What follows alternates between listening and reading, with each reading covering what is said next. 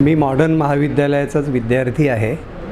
मला वाटतं द्वितीय वर्ष विज्ञान म्हणजे BSc SY या वर्गात असताना पहिली कविता लिहिली आणि ती कॉलेजच्या मॅगझिनमध्ये प्रकाशित झाली. तिथून सुरुवात झाली. आनंदाच्या क्षणी आणि काही अडचणी, चिंता, दुःख या क्षणीसुद्धा कवितेच्या संदर्भातली भावना निर्माण होऊ शकते.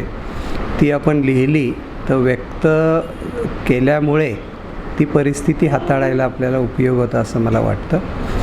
प्राचार्य म्हणून ह्या कविता लिहिणे आणि कसं याकडे बघतो हे मी सांगू इच्छितो की खरं तर एक 1400-1500 कविता लिहून झाल्या आणि प्रकाशित केलेल्या नव्हत्या.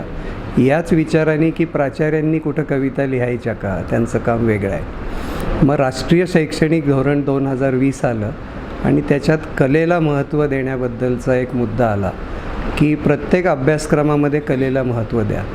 तो धागा पकडून की आपण प्राचार्य असलो तरी आता ही पण जबाबदारी आहे की विद्यार्थ्यांमधले कलागुण विकसित व्हावेत. या दृष्टीने मी कविता प्रकाशित करायचं ठरवलं. केवळ 2 वर्षामध्ये सगळ्या कविता तयार असल्यामुळे हा 6वा, 5वा आणि 6वा संग्रह प्रकाशित झाला.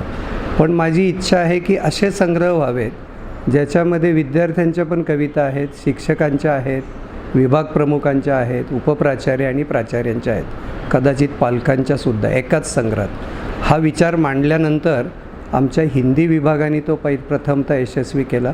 इतरही विभाग प्रयत्नामध्ये आहेत की असा संग्रह प्रकाशित केला ज्याच्यात मी म्हटलं तसं विद्यार्थ्यांपासून प्राचार्यांपर्यंतच्या कविता आहेत. याच्यामध्ये विद्यार्थ्यांना प्रोत्साहन देणे हा एक भाग आहे. मला वाटतं माणसाच्या मनाची अशी गरज आहे की आपण व्यक्त व्हायला पाहिजे. काही विद्यार्थी भेटतात ज्यांच्यात व्यक्त होण्याची कलाच बिलकुल नाही आहे आणि त्यांना मानसिक त्रास होताना दिसतो आहे. तर म्हणून मी त्यांना सांगतो की कुठल्या ना कुठल्या प्रकारे व्यक्त व्हा. तर कवितेच्या मार्फत व्यक्त झाल्याचा मला व्यक्तिशः माझ्या जीवनामध्ये फायदा दिसतो आहे. ही कविता कशी सुचते आणि कधी, मग अनेक जण विचारतात, एवढे 12,000 विद्यार्थ्यांचं कॉलेज आणि कविता कधी लिहितात. तर कविता मला अगदी मी ड्रायव्हिंग करत असताना सुचते, सकाळी चालायला जातो त्यावेळेस सुचते. तर 2-3 तरी कविता रोज सुचतात. त्या मी मोबाईलमध्ये रेकॉर्ड करतो. त्या थोड्या रॉ असतात, फायनल नसतात. मग त्यातली एक दुसऱ्या दिवशी पहाटे अंतिम स्वरूप घेते. माझी जीवनशैली अशी आहे, 10 वाजता झोपतो, मग पहाटे गजर न लावता 4 वाजता जाग येते, 4-4:30, आणि पुढचा 1.5 तास मी या कवितेसाठी देतो आणि खूप आनंद या व्यक्त होण्याचा मी घेतो. मी विद्यार्थी आणि सर्वांना सांगू इच्छितो की कुठल्या ना कुठल्या स्वरूपात व्यक्त झाल्यास आपलं जीवन अतिशय आनंदाने जगता येईल असा विचार या ठिकाणी मी सांगू इच्छितो. हे कवी मन तुमच्यामध्ये दडलेलं ह्याचं श्रेय तुम्ही कोणाला देणार आहात किंवा आई वडील कोणाला? खरं अवघड आहे हा प्रश्न. म्हणजे आपली जडणघडण, जसं मगाशी उल्लेख झाला की बालपणीचे आपण एक मला असं वाटतं, माझा त्याच्यावर विश्वास आहे की आपण एक आत्मा असतो, परमात्म्याचा अंश असतो. त्या आत्म्यावर जन्मोजन्मीचे संस्कार असतात. त्यावर हे सगळं अवलंबून असतं असं मला वाटतं. एखाद्याचा स्वभाव असा का आहे त्याला उत्तर आपण म्हणू परिस्थितीमुळे. पण मला असं वाटतं परिस्थितीचा कदाचित 10% भाग असेल आपलं तरल मन किंवा स्वभाव बनायला. 90% आपल्या जन्मोजन्मीचा संस्कार असं मी मानतो आणि त्याच्यावर मी ठाम आहे.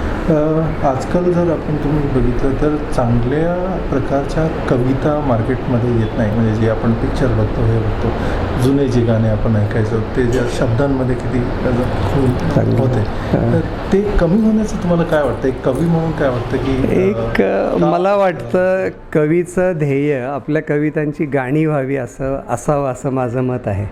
म्हणजे कविता वाचण्याचा आनंद घेणारे काही असतात, पण गाण्यांचा आनंद घेणारे अनेक असतात. त्यामुळे कविता अशी बनावी की जिचं गाणं व्हावं असं मी मानतो. मला कविता जी सुचते ती लिहितानाच एखादी लय ताल घेऊन येते. त्यामुळे माझ्या सगळ्याच कविता मला असं वाटते गाणी बनतील अशा आहेत. आता प्रत्येकाचं एखादी मुक्त छंदमध्ये अधिक भावना व्यक्त होतात, पण त्याचं गाणं बनणं थोडं अवघड असतं. मला असं वाटतं काळानुरूप हे बदल आपण मान्य केले पाहिजे. परंतु कवितेंची गाणी व्हावी अशा कविता लिहाव्यात असं मी आमच्या विद्यार्थ्यांना तरी सांगेन. एकंदरीत समाजातच तुम्ही जर बघाल तर तुम्हाला लक्षात येईल की जी जुनी गाणी होती चांगली होती, ते खूपच अजूनही ऐकायला बरं वाटतात. पण आत्ताच्या ज्या कविता आहे किंवा शब्दरचना त्यांची जी आहे गाण्यांची ते काय कमी दिसतात, त्याला काय कारण थोडं असेल एक असं पाश्चिमात्य संगीताचा प्रभाव आहे असं पण वाटतं. आम्ही तरुणांशी संवाद साधतो की चांगली अर्थपूर्ण, चांगल्या भावना निर्माण होणारी, डोळ्यासमोर चित्र निर्माण होईल अशी कविता आणि गाणी बनावीत, आणि मग ती आपण वर्षानुवर्ष ती आपल्याला ऐकायला आवडतात. नवीन गाणी तात्पुरती काहीतरी बरी वाटतात. थोडं पाश्चिमात्य संगीताचा प्रभाव तरुण पिढीला आवडतोय, पण ते तत्कालीन आहे. हळूहळू परत आपण त्या जुन्या गाण्यांच्या दिशेने जाऊ असं वाटतं. तुम्ही प्राचार्य आहात, जवळपास 12,000 का 1200 तुम्ही आता 12,000 विद्यार्थ्यांचं. तर विद्यार्थ्यांमध्ये हे संस्कार खूप चांगले, तर त्यांचा कसं तुम्हाला या क्षेत्रात कसं खूप ओढ आहे? प्रचंड फायदा होतो आहे. 12,000 विद्यार्थी असलेलं कॉलेज एवढ्या शांततेने चालतं आहे. एक आम्ही तर त्याला अँगर फ्री झोन म्हणतो आहे की मॉडर्न कॉलेजला अँगर फ्री झोन बनवायचं, मोठी अपेक्षा आहे. पण 12,000 विद्यार्थी दिवसभर इतक्या शांततेने कसे काय, त्यांना हे घर वाटतं आहे, त्यांना आम्ही पालक वाटतो, ही भावना पोचवण्यात आम्ही यशस्वी झालो आहे. आणि मला वाटतं कलेची जोड जीवनाला दिली तर ती व्यक्ती सुजाण नागरिक बनेल, जबाबदार नागरिक बनेल, गुन्हेगार बनणार नाही, चुकीचं वागणार नाही. तर प्रत्येकाने आपल्यातल्या कला व्यक्त केली किंवा कला जोपासली तर संपूर्ण देश आपला उत्तम चालेल, संपूर्ण जग चांगलं सर, चालेल. हे फार मोठं काम तुम्ही केलं. एकीकडे आम्ही बघतो की समाजात खूप द्वेषच्या भावना, राग खूप आहे मुलांमध्ये, म्हणजे सुसायडल केसेस भरपूर होत आहेत, आणि एकीकडे तुम्ही म्हणताय की हा अँगर फ्री झोन तुम्ही मॉडर्न कॉलेज बनवलेला आहे. कसं हे तुम्ही करू शकतो हळूहळू. जसं त्यातली जी मोठी माणसं आहेत, प्रजापिता ब्रह्माकुमारीच्या BK शिवानी, त्यांच्यासारखे लेक्चर्स ठेवतो आहे. आता आम्ही विद्यार्थी आला की काय रे बाळा, तुला काय पाहिजे, काय अडचण आहे, तर आमचे चतुर्थ श्रेणी कर्मचारी पण तसंच बोलतात, काय रे बाळा तुला काय पाहिजे. ती भावना पोचते. आम्ही हेही सांगतो की आपण मराठीमध्ये पटकन एखाद्याला, हां ताई तुला काय मदत पाहिजे, दादा तुला काय, हे कदाचित भारतातच असेल की लगेच भाऊ आणि बहिणीचं नातं निर्माण होतं. तर ते विद्यार्थ्यांना आम्ही सांगतो की ते तुम्ही जपा, आणि आम्ही खूप यशस्वी होतो आहे त्याच्यात. चांगुलपणा एक प्रकारे वाढणे, याच्यात आम्ही यशस्वी होतो. सगळे शाळा महाविद्यालयांनी या पद्धतीने तरुणांशी संवाद साधला तर त्यांच्या मनं आपल्या मनाशी जुळतात असं मला वाटतं. नमस्कार, मी मनोहर जाधव. आज आमचे प्राचार्य मित्र डॉक्टर राजेंद्र झुंजारराव यांचा झुळूक हा कविता संग्रह प्रकाशित होतो आहे. त्यांचा हा 4था कविता संग्रह आहे, आणि या कविता संग्रहाचं वैशिष्ट्य असं की याच्यामध्ये गेय कविता आहेत, त्या लयबद्ध आहेत. त्यांच्याशी बोलताना माझ्या असं लक्षात आलं की मुळात जेव्हा त्यांना कविता सुचते तेव्हा ती कवितेची निर्मितीच मुळात गेय स्वरूपात, लय स्वरूपात होते. हे या कवीचं वेगळेपण आहे.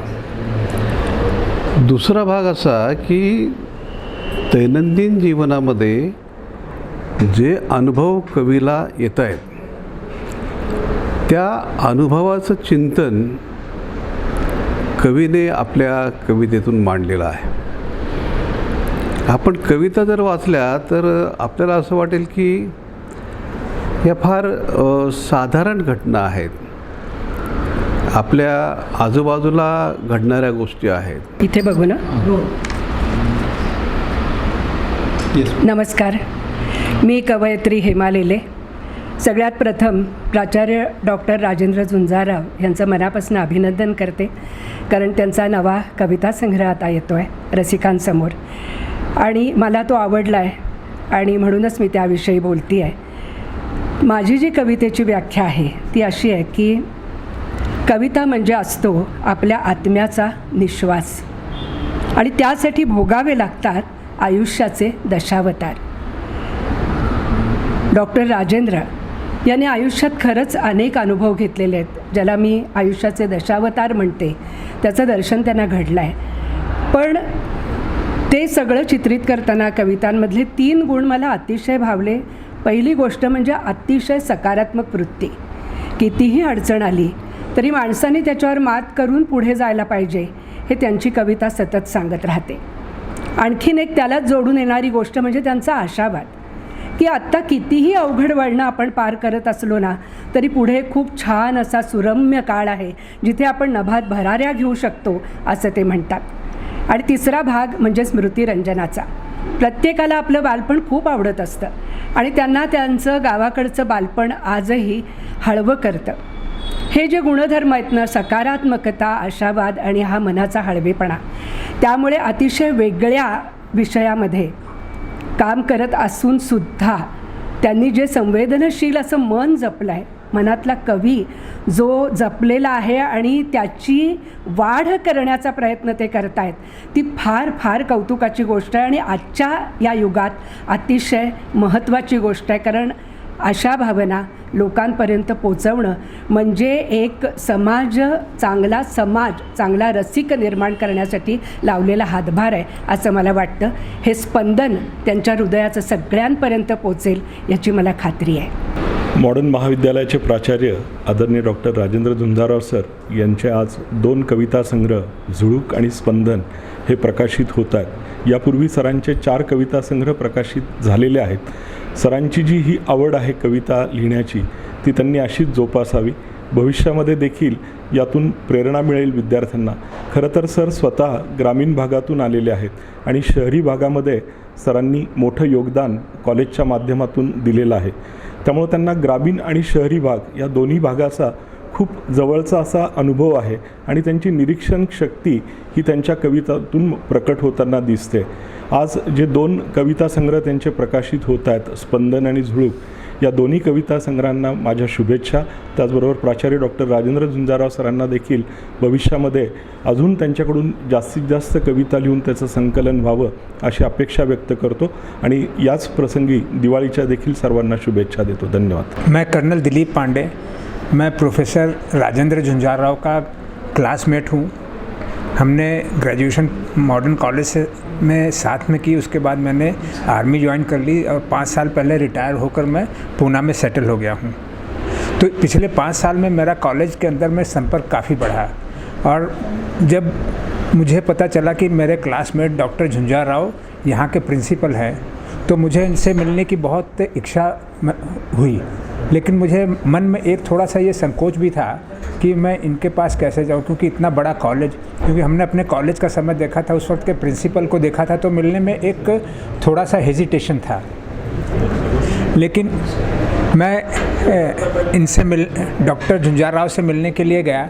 मिलने के बाद जब मैं अपना अनुभव बताता हूँ, मुझे वो इतने सरल, इतने सहज लगे, तो उस चीज़ पर मुझे काफ़ी आश्चर्य हुआ कि ये इतने सहज और इतने सरल कैसे हैं.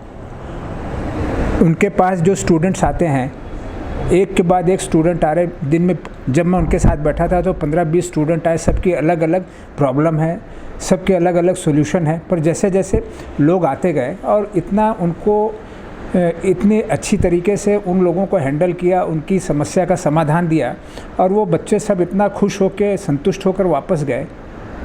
अभी जैसे सर बता रहे थे कि उनका एक उद्देश्य है कि इसको एंगर, एक फौजी का दोस्त कवि है. हाँ, नहीं, कैसा लगता है ये?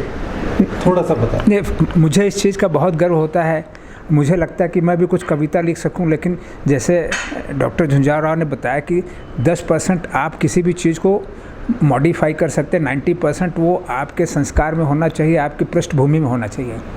लेकिन चूँकि मेरी पृष्ठभूमि बिल्कुल अलग रही तो मुझे बहुत अच्छा लगता है. मेरे और भी दोस्त हैं जो कविता करते हैं, इस क्षेत्र में काफ़ी अच्छा कर रहे हैं, लेकिन दुर्भाग्य से मुझे उसमें बिल्कुल भी, मैं उसमें सफलता हासिल नहीं कर पाता हूँ. लेकिन साथ में इस चीज़ का बहुत गर्व है कि मेरे मित्र और प्रोफेसर झुंझारराव, प्रिंसिपल झुंझारराव, उन्होंने 4 कविता संग्रह का प्रकाशन किया है.